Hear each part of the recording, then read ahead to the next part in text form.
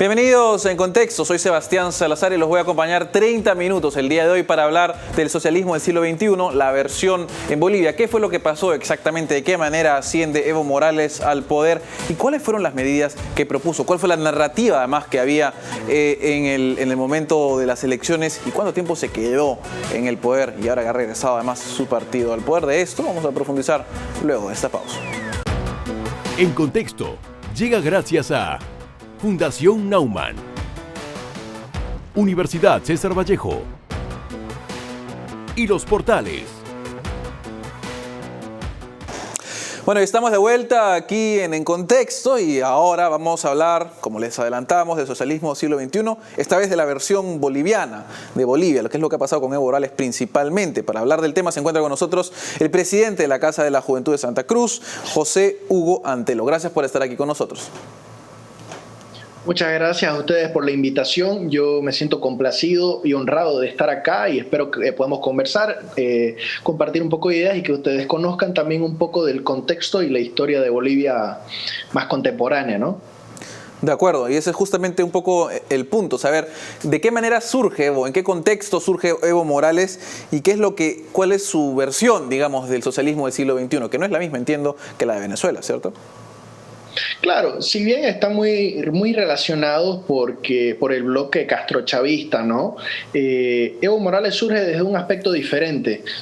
Bolivia tiene un alto grado de población con raíces indígenas o indígenas, ¿no? Y estos prácticamente nunca han tenido una representación política como tal, ¿no? Casi nunca han habido, en un país con tantos indígenas, casi nunca han habido muchos indígenas en el Parlamento, por ejemplo. Y luego surge, en el año 1952, ya pueden votar los indígenas, plenitud de derechos. Se realizaron reformas constitucionales en el 94 para que tengan más derechos, pero faltaba aún ahí ese espacio político de los indígenas. Y Evo Morales, dirigente campesino, fue moviendo a las masas y pudo ir adquiriendo una discursiva muy entonada que articulaba el socialismo en torno con los campesinos, con el movimiento indígena y con lo que en Bolivia conocemos como lo nacional popular, ¿no? Por eso es que ha ganado tanto poder. Es más, Evo Morales casi gana en la elección de 2002, en vez de ganar en 2005 como sí lo hizo, y perdió por medio punto, si no me equivoco, muy poco perdió, ¿no? Pero sí, desde los 90 ha ganado mucha fuerza. Uh-huh. Ahora, ¿y qué es en lo que se centró? Porque igual que Hugo Chávez, ¿cierto? Asamblea Constituyente, hubo una gran cantidad de modificaciones que se hicieron a la Constitución previa. ¿Y de qué manera entra? O sea, ¿cuál es el discurso que utiliza para ingresar Evo Morales al poder? Evo Morales ingresa con una fuerte dicotomía en diferentes aspectos de la sociedad boliviana.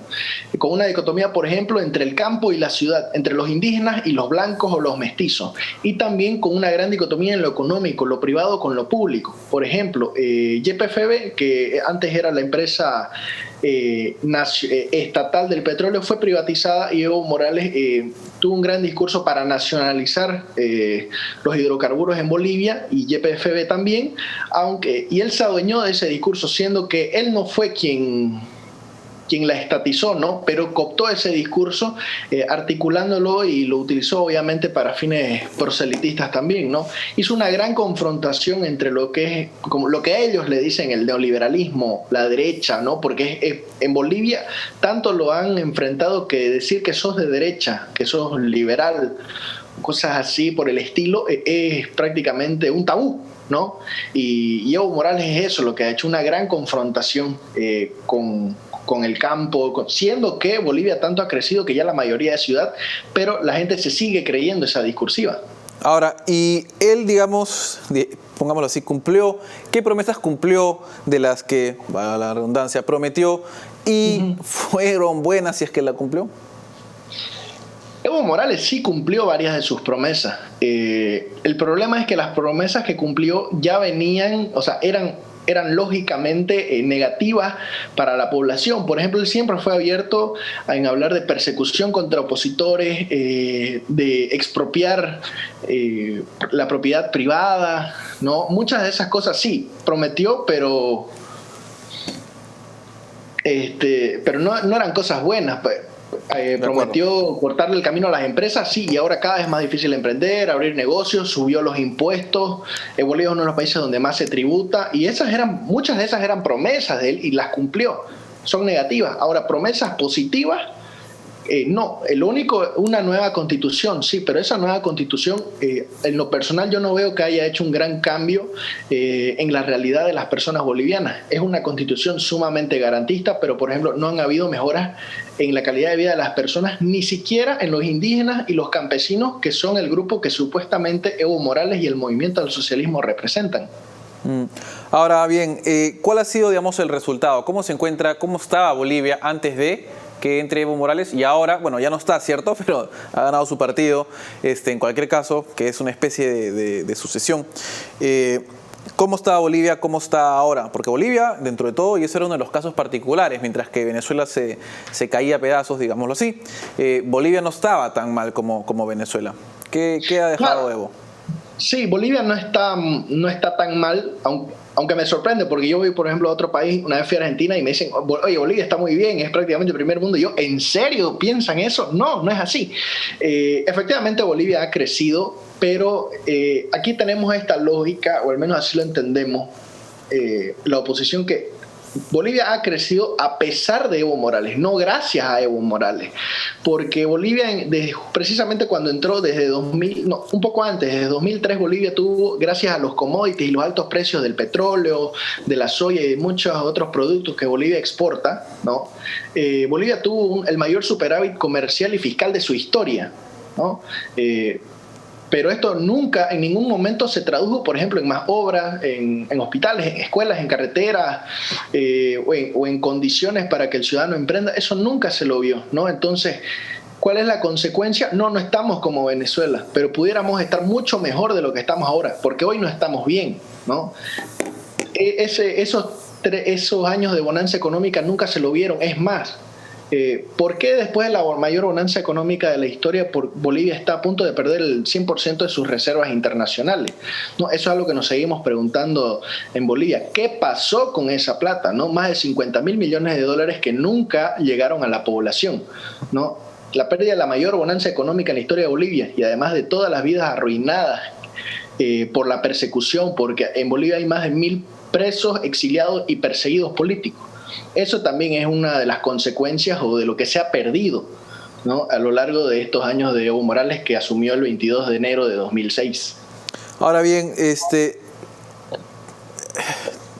a ver, ¿qué es lo que toca ahora? Es más bien la pregunta, porque Bolivia, si bien en algún momento parecía que salía de las fauces del socialismo del siglo XXI, ha regresado. ¿Qué es lo que se propone? Me imagino se debe mantener la revolución, si es que lo mantenemos en esos términos. Sin embargo, no parece que fuera a haber muchos cambios y más bien se vuelve el socialismo del siglo XXI un status quo. Y claro, o sea, estábamos viendo luz al final del túnel, finales de 2019, Evo Morales renuncia. No, nada que ver con un golpe de Estado, nada que ver como ellos tratan de contar. Y bueno, estábamos viendo luz al final del túnel y bueno, la presidenta Yanine Áñez tomó la decisión de candidatear y estaba bien posicionada en las encuestas, pero inició la pandemia muy poco antes de las elecciones. El virus llegó a Bolivia a mediados de marzo y nuestras elecciones eran en comienzos de mayo, o sea, prácticamente 45 días de las elecciones. Y el MAS ahí no tenía miras de ganar. Pero ¿qué pasa? Llega la pandemia y dijeron, oye, yo estaba mejor antes de que llegue Yanine Áñez. Pero la gente no entendió, mucha gente no entendió que era por la pandemia. En fin, viendo eso que les sirvió políticamente a ellos y efectivamente ganaron con un 55%, no toca más sino que seguir la oposición y seguir trabajando. Por lo menos ellos ya no tienen los 2/3 en el Parlamento, ¿no? Porque ellos la anterior elección la ganaron con 65%, 66%, entonces tenían la mayoría, o sea, no necesitaban el consenso, ahora necesitan el consenso con las otras dos fuerzas políticas para poder aprobar leyes. Entonces ellos ya no, el abuso del movimiento del socialismo no será el mismo que ha habido en otras en otras gestiones. No toca sino aguantar estos 5 años construyendo una alternativa política que les pueda hacer frente en 2025 y de una vez por todas derrotarlos, ¿no? De acuerdo. Y digamos, tomando en cuenta la historia, ¿cierto? 13 años en el poder, perpetrándose. Me imagino que al inicio la gente pensaba, bueno, tal vez no sea tan malo, tal vez se contenga acá, tal vez por acá que no va a cumplir con lo que ha prometido.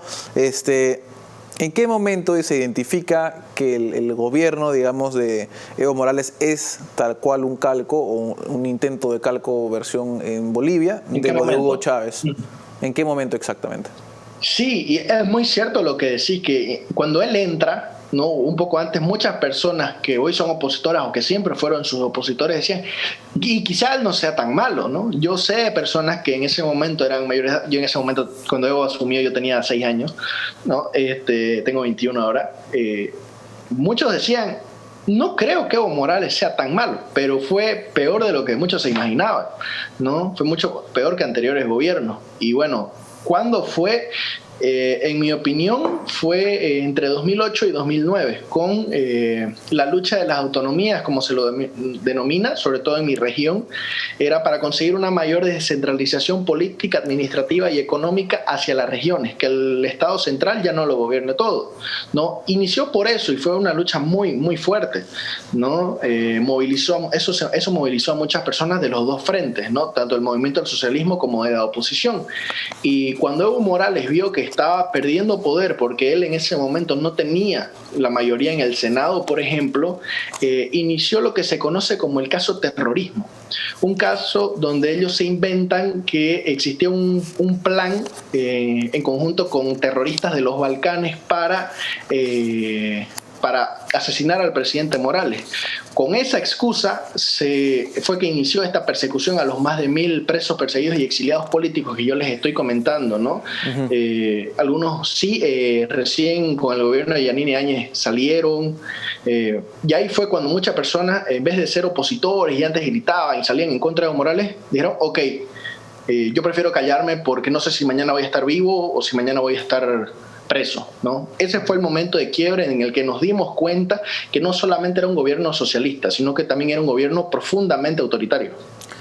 De acuerdo, y la pregunta que caería de Maduro es si es que hay alguna diferencia en ese sentido, o mejor dicho, ¿es eso una característica del socialismo del siglo XXI? Después de la pausa vamos con esa pregunta. Ahora volvemos.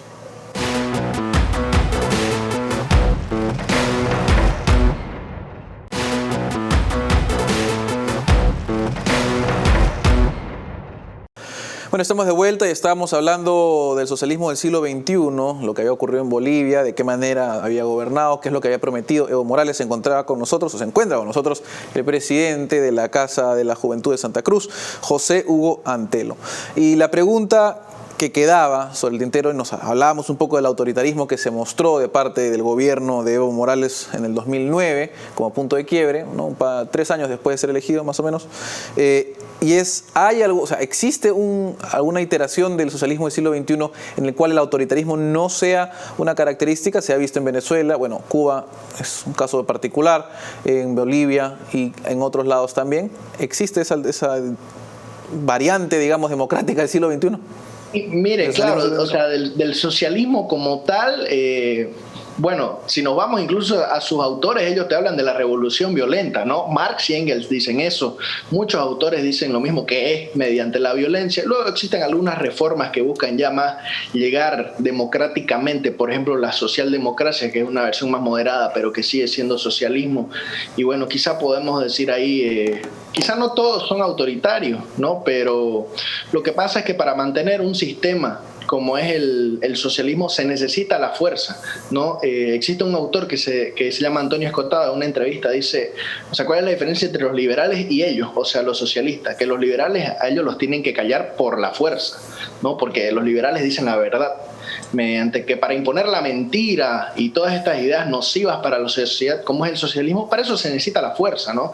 Entonces, indefectiblemente, en el corto, mediano o largo plazo, en algún momento la fuerza va a llegar de la mano del socialismo para imponer esta ideología, ¿no? Sobre todo del socialismo del siglo XXI, ¿no? Que es esta vertiente latinoamericana que es profundamente autoritaria, profundamente caudillista, es más, incluso es militarista, ¿no? Por ejemplo, Hugo Chávez, que siempre estaba con su boina y resaltaba sus características de militar, Fidel Castro, por ejemplo, o sea, indefectiblemente en algún momento va a llegar la violencia por parte del socialismo, por más democrático que intente ser al inicio. Ahora, Bolivia se encuentra, ¿cierto?, nuevamente en esa situación, o en una situación por lo menos, aunque sea ya conocen el fenómeno, tienen bastante experiencia. ¿Qué es lo que toca? ¿Cuál es la expectativa del gobierno que viene? ¿Y hay alguna sensación de que se quiere salir de eso? ¿Se ha regresado por miedo nada más? Y muchas personas tenían fe en este nuevo representante del movimiento al socialismo, y quizá Luis Arce, un tipo preparado, que ha hecho cursos en el extranjero y todo lo demás, quizá él sea diferente, quizá no sea autoritario, también de la mano de su vicepresidente David Choquehuanca, que tiene un discurso muy conciliador, ¿no? Pero luego vemos que la realidad no ha sido muy diferente. Antes de sus 100 días de gobierno ya habían encarcelado a muchas personas. Por ejemplo, la expresidenta Yanine Áñez está presa, ya se ha cumplido, si no me equivoco, más de 45 días, casi 2 meses de su detención, donde no la dejan ver a sus abogados, no la dejan ver a su familia, no la dejan revisarse por el médico, siendo que ella está mal de salud y es relativamente avanzada de edad. No, entonces, en la práctica ya hemos visto que no ha sido muy diferente, no está siendo muy diferente este nuevo gobierno de parte del anterior. Yo no veo miras de que el movimiento al socialismo sea diferente, ¿no? Las caras, las cabezas son diferentes, pero el modus operandi y la forma de ver y de hacer política por parte del movimiento al socialismo, yo veo que es prácticamente idéntica. Y eso que existen algunas pugnas políticas internas por parte de la facción de Evo Morales, que quiere seguir gobernando, con otras que han surgido con este nuevo gobierno, lo cual está ahí generando una gran fricción entre ellos, porque ya existe incluso violencia entre ellos, detenciones, entre otras cosas, y esto se termina extrapolando también a otros sectores políticos de la población como tal. Sí, recuerdo además también esto ocurrió de una forma similar en Ecuador con la entrada de Lenín Moreno, ¿no? Solo que fue para otro lado Lenín Moreno, más bien fue un caso bastante curioso dentro de todo lo que es el socialismo del siglo XXI. Ahora bien, pasando un poco a otros temas, digamos, hemos visto que la estrategia es más o menos similar en todos los casos, que hay dicotomías que se refuerzan, que se establecen ciertos grupos, ¿no? Los oprimidos, los opresores, por decirlo de alguna forma, los buenos y los malos. En cualquier caso es cómo se reduce eso básicamente. Ahora, en Bolivia, con lo que tú has visto y lo que tal vez conozcas de Perú, ¿a qué nivel hay similitudes de lo que está ocurriendo en Perú?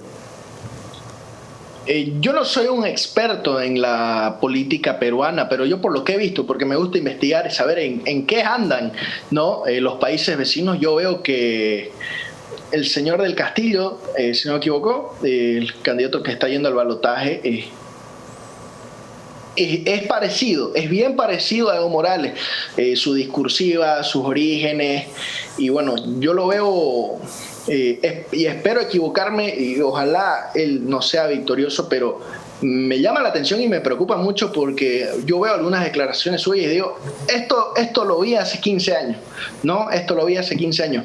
Bueno, eso sí, Perú en este momento veo que su política, parece que tiene una crisis de representación política, ¿no? Porque ningún candidato superó, si no me equivoco, siquiera el 30%, veo que todos estuvieron muy cerca, va a haber un parlamento muy dividido, lo cual independientemente de quién llegue al poder va a tener que llegar al consenso para poder gobernar, ¿no? Entonces, en caso de que ese señor llegue a la presidencia, creo que no va a tener la misma fuerza que tuvo Evo Morales o que en este momento tiene el movimiento del socialismo, pero que sin duda sus ideas o intenciones son muy parecidas. Y está claro, y de hecho sí, es bastante... Parece hasta un calco en algunos casos sí. la campaña que se está llevando a cabo. Pero para saber un poco y combinar un poco con lo que ha pasado en Bolivia, el efecto del socialismo del siglo XXI, de Evo Morales en Bolivia y en otros países, no solo conlleva consigo bueno, una desaceleración de la economía, una pérdida de derechos esenciales a las personas, sino que también además corrompe las instituciones, ¿cierto? O sea, no es que se trate de que gobiernan un poco distinto, sino cambian completamente cómo se gobierna, es lo que estoy tratando de decir. ¿De qué manera se sintió eso en Bolivia? Y no solo el gobierno, la misma administración del Estado, que ni siquiera debería tener un tinte político en varios aspectos. Por ejemplo, en las empresas estratégicas del Estado, en empresas desconcentradas, ha cambiado totalmente, ¿no? Y lo han hecho, es muy radical. Yo no quiero decir, por ejemplo, en la institucionalidad que antes Bolivia era similar a un país europeo, de ninguna manera, ¿no? Pero los anteriores gobiernos de lo que se denomina la democracia pactada, que fue de la recuperación de la democracia en el 82 hasta el ascenso de Evo Morales, que gana, él asciende al poder el 22 de enero de 2006, en comparación ese lapso de tiempo con el gobierno de Evo Morales es tremendo, ¿no? O sea, Bolivia nunca tuvo una gran institucionalidad, pero lo que ha pasado en estos años es terrible, ¿no? O sea, es realmente un martirio visitar una institución pública, porque sabes que vas a perder mucho tiempo y sobre todo mucho dinero, eso para hacer trámites, ¿no? Y además la corrupción, yo creo que por parte de los diferentes niveles del Estado gobernados por el movimiento del socialismo son cifras estratosféricas, ¿no? Yo creo que la institucionalidad en Bolivia realmente está por los suelos, si no es prácticamente inexistente. Bueno, de acuerdo, muchísimas gracias por esa entrevista, nos ha ganado el tiempo, ojalá podamos profundizar en algunos de estos temas más adelante. Muchas gracias, José Hugo. Muchísimas gracias a ustedes por la invitación, le deseo mucha suerte a los hermanos peruanos, un gusto conversar acá y espero que estén todos muy bien, espero que nos encontremos en otro momento. Muchas gracias. Nos vamos a una pausa y volvemos con las conclusiones.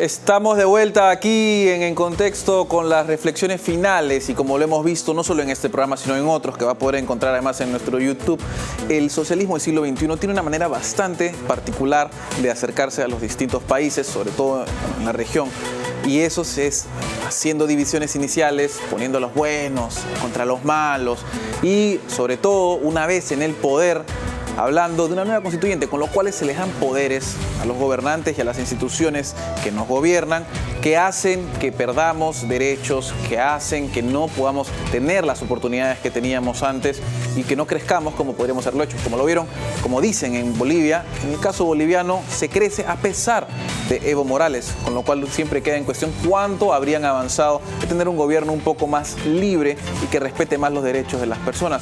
Asimismo, se puede ver que hay un movimiento geopolítico que está tratando de hacerse, no solo con el Perú, sino con una buena cantidad de países en toda la región. Pero con esto terminamos a esta hora en nuestro programa de hoy. Y no se olvide, como hacía referencia hace unos instantes, de ver, podríamos llamarle toda la serie de esto, del socialismo del siglo XXI en la región.